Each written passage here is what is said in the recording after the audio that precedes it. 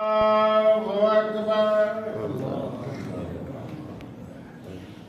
الله أكبر الله أكبر أشهد أن لا إله إلا الله أشهد أن لا إله إلا الله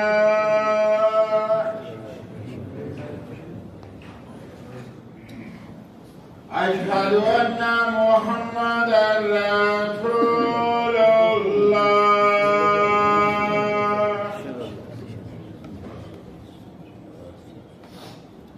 أشهد أن محمدا رسول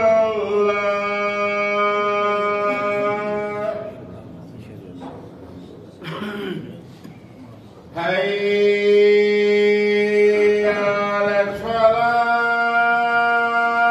الصلاة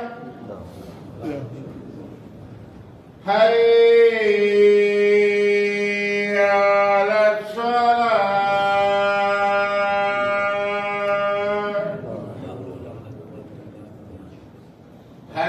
حي على الفلاح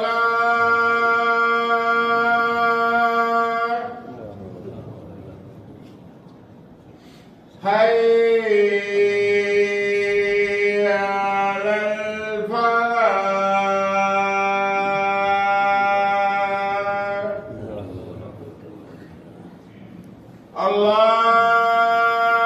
الله أكبر الله أكبر لا إله إلا الله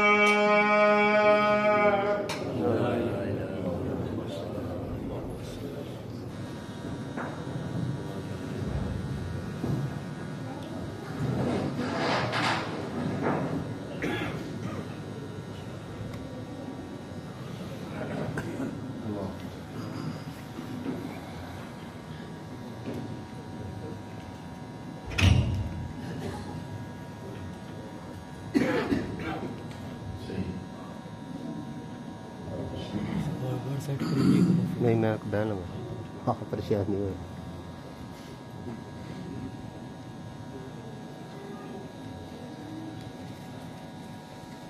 Alhamdulillah.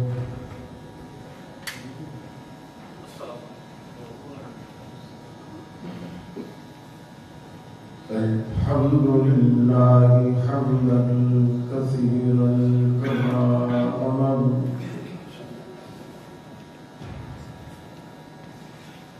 ونشهد أن لا إله إلا الله وحده لا شريك له في الخلق والأمر ونشهد أن سيدنا وسندنا محمدا عبده ورسوله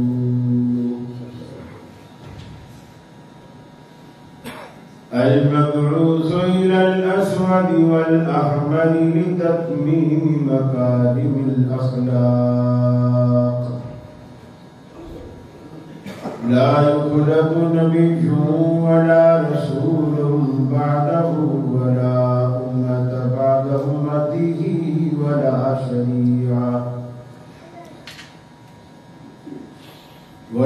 شريعة بعد شريعته ولا كتاب بعد كتابه وصلى الله تعالى عليه وعلى آله وصحابه الذين هم خلاصة العرب الذين هم مفاتيح الرحمة ومصابيح الغلل. أعوذ بالله السميع العليم من الشيطان الرجيم. بسم الله الرحمن الرحيم.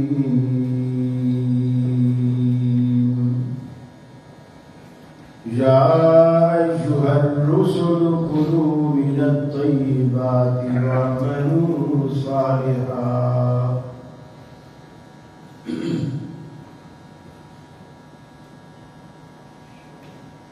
عمل سے زندگی بنتی ہے، جنت بھی جہنم بھی. یہ خاکی اپنی فطرت میں نہ لوئی ہے نہ ناری. عزیز ساتھیوں اور دوستوں اور بزرگوں، آج جمعے کا دن ہے.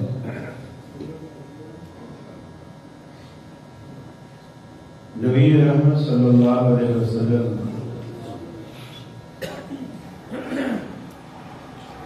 اس روز منبر پہ تشریف فرما ہوتے اور صحابہ کو واعظ فرماتے. آپ کا واعظ بڑا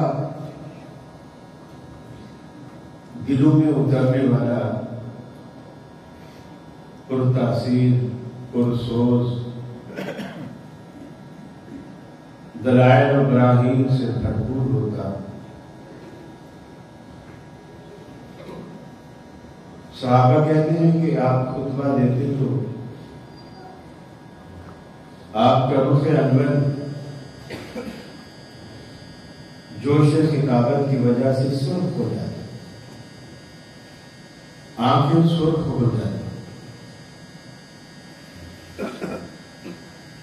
اور گفتگو کے سبب ہونٹوں کے دونوں کناروں پر تھوڑی جھاگ سی آ جاتی. کبھی کبھی جسم پر لرزہ طاری ہو جاتا اور آپ ایسے بات فرماتے ہمیں لگتا کہ یہ آپ کی زندگی کا کوئی آخری بات. اللہ سے ڈراتے ہیں، آخرت کی فکر دلاتے ہیں. اگر پچھلے جمعے سے لے کر اس جمعے تک کوئی قرآنی آیات نازل ہوئی ہوتی تو آپ وہ بھی سناتے، حتیٰ کہ سورہ قاف کی تلاوت بھی فرماتے. اور اگر کوئی قافلہ جہاد پہ کہیں بھیجنا ہوتا تو وہ بھی جمعے میں ہی تشکیل دیتے. یہ جمعے کے خطبے کے مقاصد ہیں. رسول اللہ صلی اللہ علیہ وسلم نے پوری زندگی خطبے کے دوران صحابہ کرام کو کبھی لطیفہ نہیں سنایا، کبھی نہیں. یہ جو کچھ ہمارے مولویوں نے ممبر کو بالکل مذاق اور مسخرے پن کا ایک مرکز بنا دیا ہے، رسول اللہ کے خطبات میں یہ چیز کبھی شامل. صحابہ خطبہ سن کر جاتے تو ہوتے ہوتے آنکھوں میں آنسو ہوتے. یہ نہیں کہ کہیں کہ بار بار کے ہنستے ہوئے جاتے ہیں بڑا مزہ آیا آج تو فلاں نے کمال ہنس ہنس کے ساڑیاں بکیاں درد پہ گیا. خطبے کے مقصد کو سمجھیے. جو لوگ مدارس میں داخل ہو کر علم حاصل نہیں کر سکتے، جمعہ ان کے لیے ایک ہفتہ واری درس ہے کہ آپ جمعہ میں آئیں، جمعے کے بعد آپ کو لگے کہ آپ نے کچھ حاصل کیا، آپ نے کچھ سیکھا ہے، آپ نے کچھ پایا. ساری رات جلسہ ہو، صبح دوڑوی سمیت کوئی بھی نماز نہیں پڑھتا، اس لیے کہ جلسہ اذان کے ٹائم پہ ختم ہوا ہے یا آدھا گھنٹہ پہلے ختم ہوا ہے، تو بندہ اس وقت جا کے لیٹے گا، وہ اذان میں پھر تھوڑی اٹھے گا. ایسے جلسے میں کیا کرنا؟ جس سے آپ کی نماز ہی ختم ہو جائے، نماز ہی جاتی ہے. پھر آپ صبح لوگوں سے پوچھیں کہ جی جلسہ کیسا تھا؟ بڑا کامیاب، بڑا کامیاب، بڑا مجمع تھا، کھانا بھی بڑا زبردست، بڑا مزہ. علماء نے کہا کیا؟ بولیں گے یار یہ تو پتہ نہیں کیا کہا پر مزہ تھا. یہ مزے لینے کے لیے جو پروگرام کیے جاتے ہیں وہ پیسے کو برباد کیا جاتا ہے. آپ قیمتی ہیں، آپ کا وقت قیمتی ہے، آپ کا پیسہ قیمتی ہے. آپ نہ خود کو ضائع کریں، نہ وقت کو ضائع کریں، نہ پیسے کو ضائع کریں. آپ ایسا کام کریں کہ آپ کو خود بھی دلی سکون ہو کہ آپ کو کچھ حاصل ہوا. قرآن مجید کی جو آیت کریمہ میں نے آپ کے سامنے تلاوت کی ہے، اللہ تعالیٰ نے اس آیت میں بظاہر رسولوں کو مخاطب کر کے دو باتیں کہیں. بظاہر کتاب انبیاء سے ہے لیکن سمجھانا ہمیں مقصود ہے، ہمیں بتانا مقصود ہے.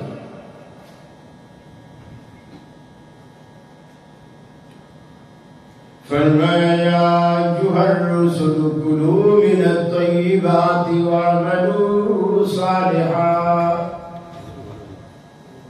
اے انبیاء کی جماعت، رزق حلال کھایا کرو، پھر نیک عمل کیا کرو. عمل سے پہلے رزق حلال کھانا بہت ضروری ہے. اگر بندہ ساری زندگی حرام کماتا رہے، حرام کھاتا رہے، بچوں کو حرام کھلاتا رہے، اللہ کے رسول فرماتے ہیں حرام سے خریدا گیا احرام بھی اگر باندھے، حرام کے پیسوں سے خریدا گیا احرام بھی باندھ کر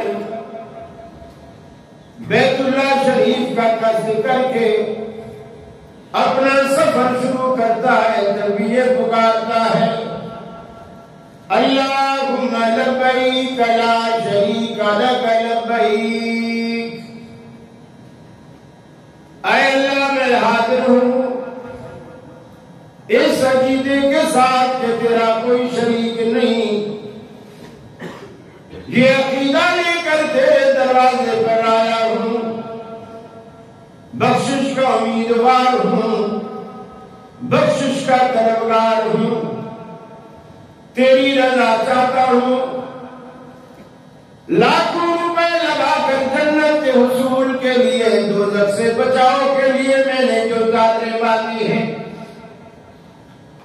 لیکن وہ خریدی گئی حرام کے پیسوں سے ہیں. اللہ کے رسول فرماتے ہیں، اللہ جواب دیتا ہے لا لبیک ولا سعدیک.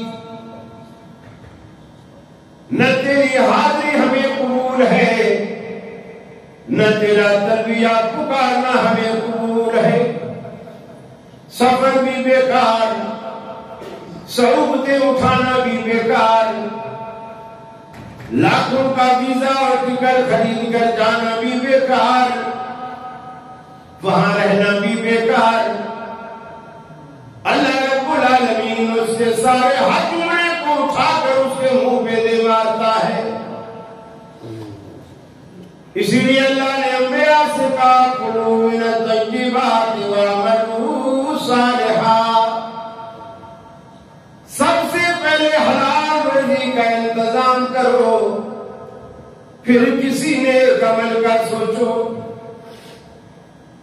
حلال کے بغیر تمہاری نیکی کسی کام کی نہیں. 4 باتیں یاد رکھو سیال کوٹ والوں. نیکی کب نیکی بنتی ہے؟ جس کو میں نیکی کہتا ہوں، جس کو آپ نیکی کہتے ہیں، جو ہماری برادری اور خاندان کو اچھا لگتا ہے، اگر اللہ کی نظر میں وہ نیکی نہیں تو اللہ کی قسم وہ نیکی نہیں.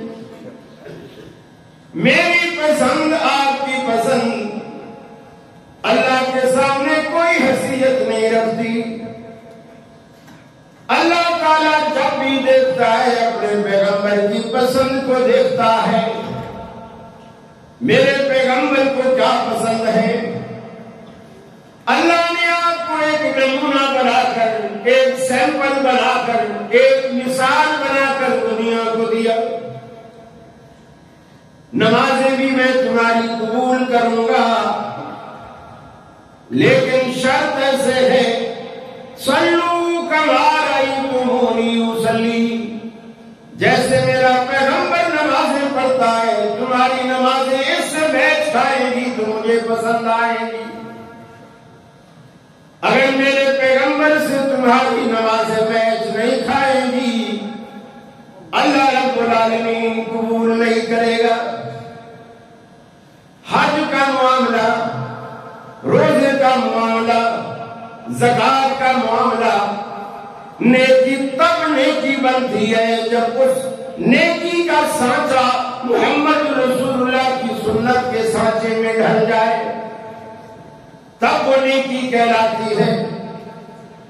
اللہ کہتا ہے دو باتوں پہ زور دیتا ہے، کلوا من الطیبات واعملوا صالحا، حلال کھاتے جاؤ، نیکیاں کرتے جاؤ، پھر اللہ سے اجر لیتے جاؤ.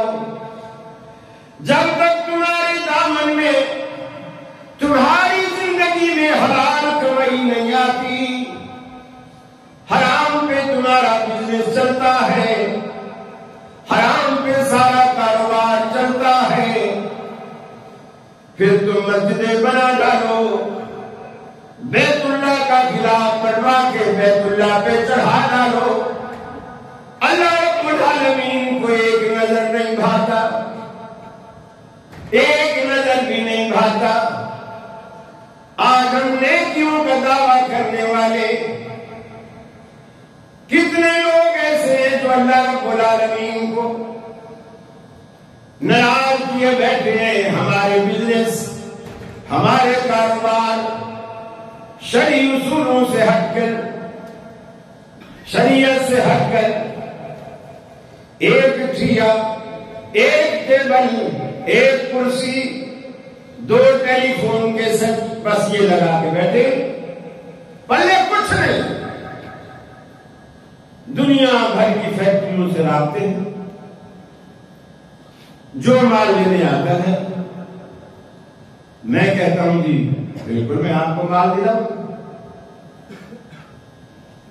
وہ کہتے ہیں جی مجھے کرکٹ کے اتنے بلے چاہیے، کیونکہ میں سیالکوٹ میں کھڑا ہوں تو اس لیے مثال مجھے یہی اچھی لگی.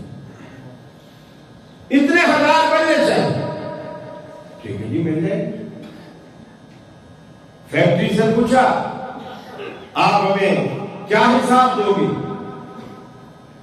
انہوں نے اپنا حساب بتایا، ہمیں 1000 بلہ چاہیے. جی مل جائے.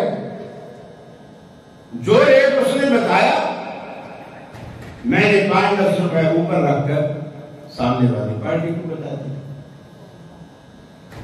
میرے پاس بلے نہیں، نہ میں بلے کا تاجر ہوں، نہ میرے پاس سیمپل ہے، صرف فون اور سامنے والے کا فون نمبر ہے. اپنا کمیشن رکھ کر میں نے اس سے کہہ دیا، فیکٹری والے کو اس کا ایڈریس دے دیا کہ اتنا 1000 پیس اس ایڈریس پر چھوڑ. فیکٹری بھی میری نہیں. رسول اللہ صلی اللہ علیہ وسلم کیا فرماتے ہیں؟ جب تک تم وہ چیز خرید کر پیسے پے کر کے اس کے مالک بن کر اپنے کیے پر نہیں لے آتے تب تک آپ اسے آگے فروخت نہیں کر سکتے. آج ایسا بزنس کون کرتا ہے؟ کون کرتا ہے؟ ایک مچھلی گندی ہو تو بندہ نکال کے باہر پھینک دے. یہاں تو پورا جل ہی گندا ہے. آدمی کرے تو کیا کرے؟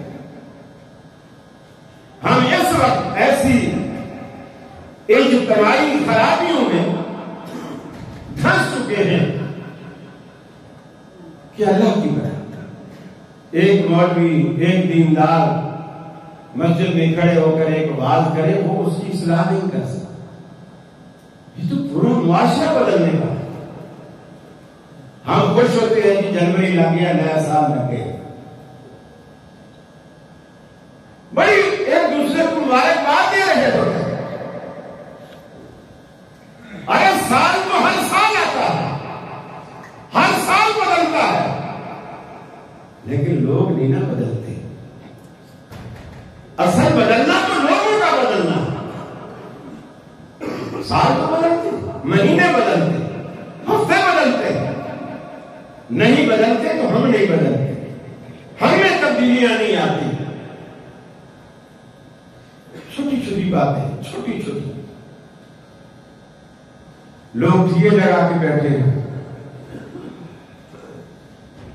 آج پیسے دو اس کی یہ قیمت، 6 مہینے بعد دو اس کی یہ قیمت۔ نبی رحمت صلی اللہ علیہ وسلم نے یہ جو بیچ میں آپ مدت گزار کے جو مدت پر پیسہ بڑھاتے ہیں، یہ حرام ہے، صحیح حرام ہے،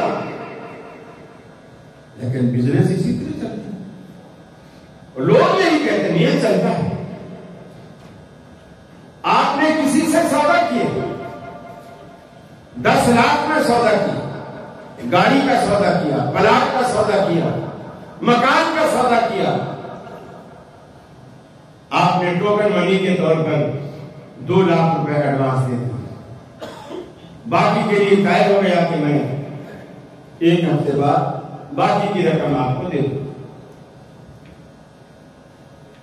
اتفاق سے 3 دن بعد، 4 دن بعد آپ کا مائنڈ چینج ہو گیا، آپ نے کہا مجھے یہ سودا نہیں چاہیے، وہ آپ کا ٹوکن کھا جائے گا، شرم حرام۔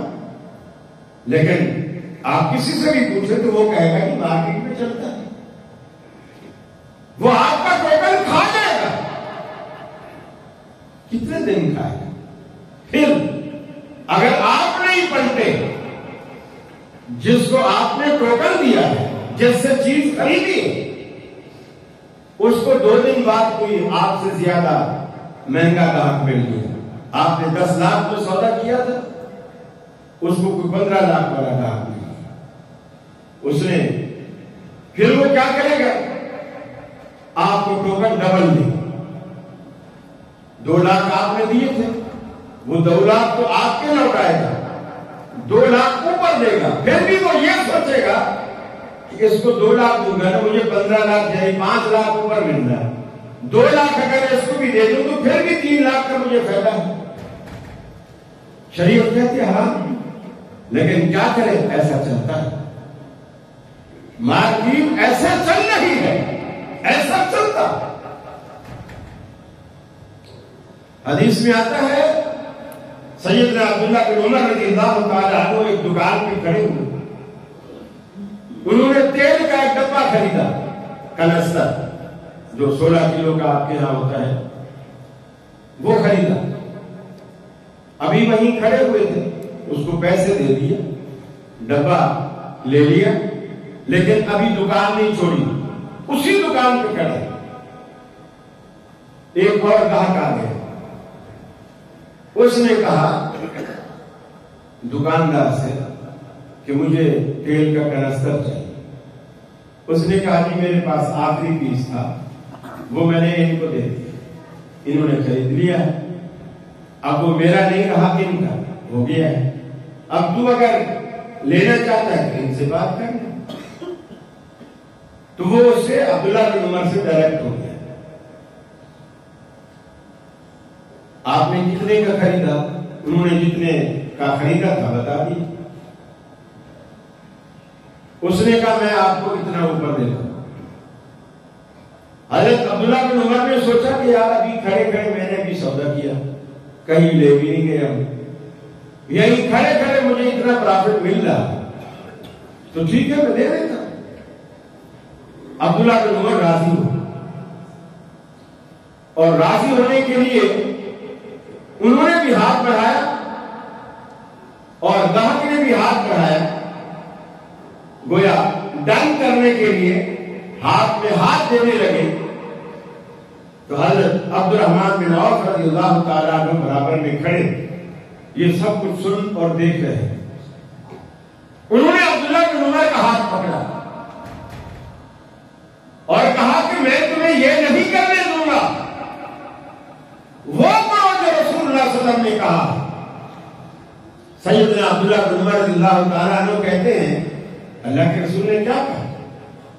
فرمایا آپ نے فرمایا جب تک وہ چیز خریدنے کے بعد اپنے ٹھیے پر نہ لے جاؤ تب تک آپ اسے فروخت نہ کرو۔ اس ڈبے کو اٹھاؤ اپنی دکان پہ لے جاؤ، پھر وہاں سے جتنا چاہے منافع پہ آپ بیچو، کوئی اعتراض نہیں، لیکن اس کی دکان پہ اپنا سودا تم نہیں بیچ سکتے۔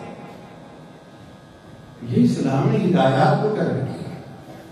آپ لوگوں کو بتائیں گے، لوگ کہیں گے مولوی سٹھیا گیا ہے، مولوی پاگل ہے، اس کو مارکیٹ کا کیا پتا؟ دنیا میں تو مارکیٹ چلتی اسی طرح ہے، چلتی اسی طرح ہے۔ میرے بھائی آپ ایک بات اپنے دل و دماغ میں بٹھا لیجیے، آپ صرف تاجر نہیں ہیں، آپ مسلمان تاجر ہیں۔ آپ صرف تاجر نہیں ہیں، آپ مسلمان تاجر ہیں، اور آپ پر صرف تجارت کرنی ضروری نہیں ہے، تجارت کا اسلامی ہونا بھی آپ پر لازم ہے کہ آپ اسلامی تجارت کریں، اور انشاءاللہ اللہ آپ کو وہ برکتیں دے گا، آپ کو وہم و گمان میں بھی نہیں۔ فرمایا من یتق اللہ یجعل لہ مخرجا وَيَرْزُقُهُ مِنْ حَيْثُ لَا يَحْتَسِبُ۔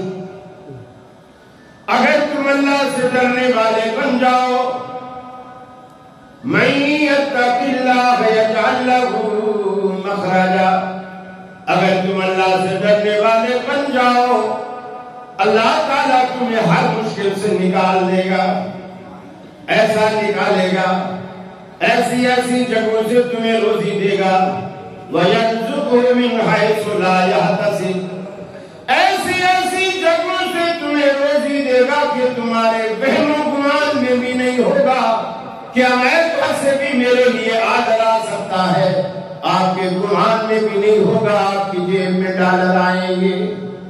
لیکن اس سے پہلے اللہ سے ڈرنا شرط ہے۔ اللہ قرآن پاک میں کہتا ہے امتحن اللہ قلوبہم اللہ نے صحابہ کرام کے دلوں کا امتحان لیا۔ آج ہمارے ہاں بھی امتحانات ہوتے ہیں، امتحان گاہ میں بٹھایا جاتا ہے، آنسر شیٹ بھی پکڑائی جاتی ہے، قلم آپ کے ہاتھ میں ہوتا ہے، سوالات کی شیٹ بھی آپ کو تھما دی جاتی ہے، پنکھے بھی چل رہے ہوتے ہیں، آپ سوالوں کے جواب اس ٹھنڈے کمرے میں بیٹھ کر سوالوں کے جواب دیتے ہیں، پھر آپ کا نتیجہ نکلتا ہے۔ اللہ کہتا ہے ہم نے صحابہ کا امتحان لیا، کمروں میں بٹھا کر نہیں لیا، امتحن اللہ قلوبہم للتقوی، ہم نے صحابہ کرام کا امتحان تقوی کی صورت میں لیا، ان کے دلوں میں میرا ڈر کتنا ہے۔ حضرت بلال کو مکہ کے تحت کے انگاروں پر لٹا کر سینے پر پتھر کی بھاری چاٹیاں رکھوا کر ہم نے ان کا امتحان لیا۔ حضرت خبیب کو سولی پر چڑھا کر ہم نے امتحان لیا۔ حضرت سمیہ کو دو اونٹوں کے درمیان باندھ کر ہم نے اس کے تقوی اور ایمان کا امتحان لیا۔ دونوں اونٹوں کو مخالف سمت میں دوڑایا گیا، حضرت سمیہ کے جسم کو دو ٹکڑے کر دیا گیا، لیکن اللہ رب العالمین کے توحید کا کلمہ، توحید کا نعرہ نہیں چھوڑا، اللہ رب العالمین سے ڈرتی رہی۔ امتحن اللہ قلوبہم للتقوی. یہ میرے صحابہ کی جماعت، میرے پیغمبر کی جماعت، شمع رسالت کے پروانے، نبی مکرم کی زندگی پر اپنی جانیں قربان کر دینے والے، اللہ رب العالمین نے ان کو ان کے دلوں کا جب امتحان لیا تو سب کو فرمایا پاس کر دیا. لَهُمْ مَغْفِرَةٌ وَرِزْقٌ كَرِيمٌ. اللہ رب العالمین نے ان کے لیے بخشش کا سامان رکھا ہے اور عزت کی روزی بھی اللہ نے رکھ دی ہے. جنت میں جب آپ لوگ جائیں گے نا، انشاءاللہ جائیں گے، اللہ ہمیں انہی میں سے بنا. جب آپ جنت کے دروازے پر پہنچیں گے، سب سے پہلا جملہ جو آپ کے کانوں میں رس گھولے گا، کانوں میں رس گھولے گا، وہ جنت کے فرشتے جو آپ کے پروٹوکول کے لیے جنت کے دروازے پر کھڑے ہوں گے، جنت کے پھولوں کے گلدستے لے کر وہ پہلا جملہ آپ سے کہیں گے، سلام قولا من رب الرحیم. اے اللہ کے نیک بندو، نیک بندو، کائنات کا رب تمہیں سلام کرتا ہے، اس کا سلام قبول کر. ارے یقین مانیے، دنیا میں ہمیں نواز شریف صاحب کا سلام آ جائے لندن سے، یقین مانیے ہم برادری کے دوسرے لوگوں سے بات بھی کرنا پسند نہیں کریں گے کہ میری پاور کے کیا کہیں. کسی کو عمران خان کا فون آتا ہے، وہ پھولے نہیں سمجھتا. بی بی کے چاہنے والے کو زرداری کا فون آ جائے، وہ پھولے نہیں سماتا. آپ ذرا آنکھیں بند کر کے اس کا تصور تو کرو کہ کائنات کا بادشاہ فرشتوں سے کہے کہ میرے ان بندوں کو سلام کہو، میرا سلام پہنچا. اور کچھ خوش نصیب ایسے تھے کہ جبریل امین آتے، رسول اللہ صلی اللہ علیہ وسلم سے کہتے، اللہ کے رسول خدیجہ سے کہو کہ اس کا رب اسے سلام کہے. کچھ خوش نصیب ایسی بھی تھی. جبریل امین آئے اور کہا اللہ کے رسول عائشہ سے کہو اس کا رب اسے سلام کہے. اور آج کتنے لوگ ہیں جو صدیقہ کائنات کو بھونکتے ہیں، جن کو رب سلام کرتا ہے یہ ان کو بھونکتے ہیں. اللہ ہمیں ایسے لوگوں سے دور رکھے، اللہ ہم پر ایسے لوگوں کا سایہ بھی نہ پڑنے دے جن لوگوں کے دلوں میں صحابہ کرام کی محبت کی جگہ نفرت. اور اللہ نے یہ چیز دنیا میں دکھا. دنیا میں آپ ہر سال دیکھتے ہیں لوگ محرم میں سینہ کوبی کرتے ہیں، کبھی زنجیر زنی کرتے ہیں، زنجیروں سے کمر پہ اس کے آخر کنارے میں چھریاں بندی ہوتی ہیں، وہ مار مار کے پوری کمر نونہان کر دیتے ہیں. مجھ سے کسی نے پوچھا کہ جی یہ خونی ماتم کیا؟ میں نے کہا یہ بغض صحابہ کی سزا ہے، یہ بغض صحابہ کی سزا ہے. جن سینوں میں صدیق و عمر کی محبت نہ ہو، ان سینوں کو سزا پٹتے ہی رہنا چاہیے، پٹتے ہی رہنا چاہیے. یہ سزا ہے دنیا میں، اور آخرت میں جو اللہ سزا دے گا وہ تو دے گا. لیکن ان لوگوں نے نیکیاں ایسی کی کہ کمال کر رسول اللہ صلی اللہ علیہ وسلم کو یہ تک فرمانا پڑا. آپ نے صحابہ سے کہا لوگوں تم میں سے جس نے مجھ پر کوئی احسان کیا تھا میں ان سب کے بدلے دے چکا، سب کے بدلے دے چکا. جس نے کوئی معمولی احسان بھی مجھ پہ کیا تھا میں نے ادھار نہیں رکھا، اس کا صلہ چکا دیا. لیکن ابو بکر واحد ہستی ہے جس کے مجھ پر اتنے احسانات ہیں اس کے بدلے میں زندگی میں نہیں دے سکا، اللہ ہی قیامت کے دن ان کو بدلہ دے گا، اللہ ہی قیامت کے دن۔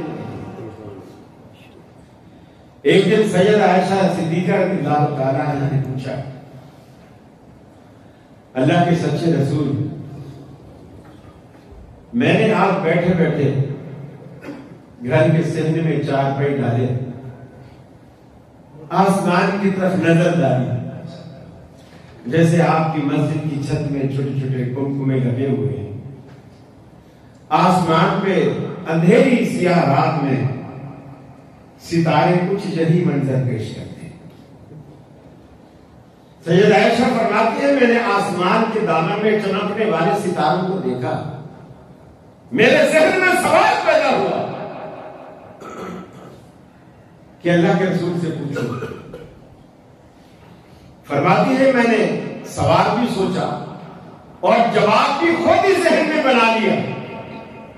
میں نے پوچھا اللہ کے رسول، دنیا میں کوئی ایسا شخص بھی ہے جس کے دامن میں اتنی نیکیاں ہوں جتنی آسمان کے دامن میں ستارے؟ آپ فرماتی ہیں میں نے سوال تو کر دیا، جواب بھی میں نے خود سوچ لیا کہ اب اللہ کے رسول مجھے فوراً بتائیں گے وہ ابو بکر صدیق۔ لیکن جب میں نے سوال کیا تو آپ نے فرمایا عائشہ ہاں ایسا بھی شخص ہے۔ میں نے فوراً کہا اللہ کے رسول تو کون؟ آپ نے فرمایا وہ عمر بن خطاب رضی اللہ تعالی، وہ عمر بن خطاب۔ میں نے حیران ہو کر پوچھا این حسنات ابی بکر یا رسول اللہ، اللہ کے رسول پھر میرے ابا ابو بکر کی نیکیاں کدھر گئی؟ گویا حضرت عائشہ کے ذہن میں آسمان کے ستاروں کا پیمانہ بہت بڑا تھا، اس سے اوپر تو کوئی پیمانہ ہو بھی نہیں سکتا تھا، اور آپ نے وہ پیمانہ عمر کے کھاتے میں ڈال دیا، تو میرے ابا کی نیکیاں کہاں ہیں؟ آپ نے فرمایا عائشہ تو بھی کمال کرتی ہے، نیکیاں پوچھتی ہے ابو بکر کی اور پیمانہ بناتی ہے آسمان کے ستاروں کو۔ انما جمیع حسنات عمر، عمر کی ساری زندگی کی نیکیاں ابو بکر کی ایک رات کا بھی مقابلہ نہیں کر سکتا، سبحان اللہ، ایک رات کا بھی مقابلہ۔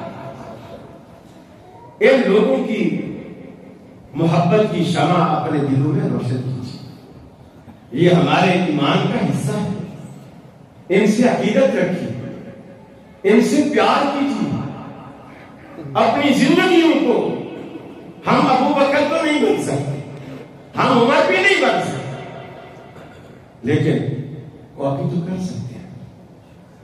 ٹھیک ہے پاؤڈر کاپی نہ صحیح، عام کاپی صحیح، لیکن اللہ تعالیٰ انشاءاللہ کاپی پر بھی آپ کو اجر دے گا کہ یہ ویسا بن تو نہیں سکا، ویسا بننے کی کوشش تو کی، کوشش پر بھی اللہ اجر دیتا ہے۔ میں عرض کر رہا تھا کہ 4 باتیں بہت ضروری ہیں نیکی کو نیکی بنانے کے لیے، اور نیکی کو اللہ کی دربار میں قبولیت کا شرف دینے کے لیے 4 باتیں بہت ضروری ہیں۔ اگر وہ چیزیں ہم میں پیدا نہیں ہوتی، ہماری نیکی کسی کھاتے میں نہیں، کسی کھاتے میں، اور اس وقت تک ہم اس نیکی کا فائدہ بھی نہیں اٹھا سکتے جب تک یہ 4 باتیں آپ کے عمل کے اندر نہ آئیں۔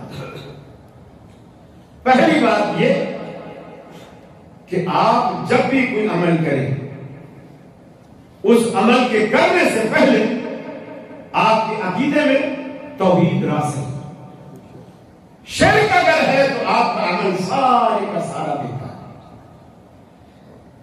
اقبال نے کہا تھا کبھی سر پر سجدہ ہوا جو میں تو زمین سے آنے لگی صدا، کبھی سر پر سجدہ ہوا جو میں تو زمین سے آنے لگی صدا، تیرا دل تو ہے صنم آشنا تجھے کیا ملے گا نماز میں، پتھر کے بت دلوں میں سجا کر اللہ سے مانگنے جاؤ گے تو رب العالمین کچھ نہیں دے گا۔ کتنے لوگ دنیا میں ایسے موجود ہیں اپنے پیر سے، اپنے مرشد سے، اپنے محبوب سے کہتے ہیں ہم نے تیرے ملنے کی ترکیب یہ سوچی ہے، دل میں ہی بنا لیں گے چھوٹا سا صنم خانہ۔ اللہ قیامت والے دن بولے گا ارے تم تو سجدے مجھے کرتے تھے، دلوں میں تمہارے بت خانے تھے، آج مجھ سے کیا لے لیا؟ یہ دلوں کے بت توڑو، توحید راسخ کرو۔ پہلی شرط ہے کسی نیکی کو نیکی بنانے کے لیے۔ نیکی تو سبھی کرتے ہیں، بریلوی نماز نہیں پڑھتے، پڑھتے ہیں، داڑیاں نہیں رکھتے، رکھتے ہیں، مسجدیں نہیں بناتے ہیں، ان کے مدرسوں میں قرآن نہیں پڑھایا جاتا، پڑھایا جاتا ہے۔ آدم علیہ السلام کے دو بیٹوں میں، دو بیٹے ہیں، دونوں پیغمبر زادے ہیں، پیغمبر کے بیٹے، دونوں نے خیرات کی، قربانی کی، اللہ کی دربار میں انہوں نے رکھ دونوں نے پکائے اور دونوں نے اللہ کے لیے پکائے اور دونوں ایک باپ پیغمبر کے بیٹے۔ آسمان سے بجلی گرا کرتی تھی، جو جس کی قربانی کو قبول کرتی اس کی قربانی کھا جاتی۔ ایک دیگ میں گری، ایک بھائی کی قربانی کھا گئی، دوسری کو ٹچ بھی نہیں کی۔ اب یہ بڑا عجیب مسئلہ ہے، دونوں بھائی ہیں، سگے بھائی، دونوں نے شاید چاول نہیں پکایا، دونوں نے شاید مٹن نہیں پکایا، بیف بنایا ہو، دونوں نے بنایا اور دونوں نے اللہ کے لیے کیا۔ اللہ سے جب پوچھا گیا، اللہ نے قرآن میں بتایا انما یتقبل اللہ من المتقین، اللہ تعالیٰ ہر ایرے غیرے نتو خیرے کی قربانیاں نہیں قبول کرتا، صرف تقوی والوں کی قربانیاں قبول کرتا۔ اللہ سب سے پہلے آپ کا دل دیکھتا ہے، دل، منہ سے آپ کیا کہہ رہے ہیں یہ بعد میں دیکھتا، آپ کے دل میں کیا ہے۔ فرمایا ان اللہ لا ينظر الى صورکم واموالکم ولكن ينظر الى قلوبکم واعمالکم، اللہ تعالیٰ تمہارے خوبصورت مکھروں کو نہیں دیکھتا، تمہاری بینک بیلنس کو نہیں دیکھتا۔ لا ينظر الى صورکم واموالکم، تمہاری دولت کو بھی نہیں دیکھتا، تمہارے بنگلوں کو بھی نہیں دیکھتا، تمہارے چہروں کی رنگت، حسن و جمال، موٹی سیاہ آنکھوں کو بھی نہیں دیکھتا۔ وَلَٰكِن يَنظُرُ إِلَىٰ قُلُوبِكُمْ وَأَعْمَالِكُمْ، اللہ جب بھی دیکھتا ہے تمہارے دل دیکھتا ہے، تمہارا کردار دیکھتا ہے۔ اللہ کو دکھانے کے لیے یہ چیزیں بہت ضروری ہیں، تمہارا دل اور تمہارا کردار۔ اب اگر توحید راسخ ہے، آپ عمل کریں، اللہ آپ کو اجر دے گا۔ دوسری شرط، وہ نیکی کب نیکی بنتی ہے؟ جب آپ کا وہ عمل رسول اللہ صلی اللہ علیہ وسلم کے عمل کے بالکل مطابق آئے، یعنی سنت کے طریقے کے بالکل مطابق ہو، تب وہ اللہ کے ہاں شرط سے قبولیت پاتا ہے۔ تیسری اور بنیادی بات کہ جو شخص عمل کر رہا ہے وہ شخص اس کی پوری کمائی حلال کی، اس میں حرام شامل ہے۔ آپ نے فرمایا اگر کسی کے پاس 10 درہم ہے اور اس میں 1 درہم حرام کا ہے اور 9 درہم حلال کے ہیں، حرام 1 درہم ملتے ہی 9 کے 9 کو بھی حرام کر دے، وہ سارے 10 کے 10 درہم حرام ہو جائے۔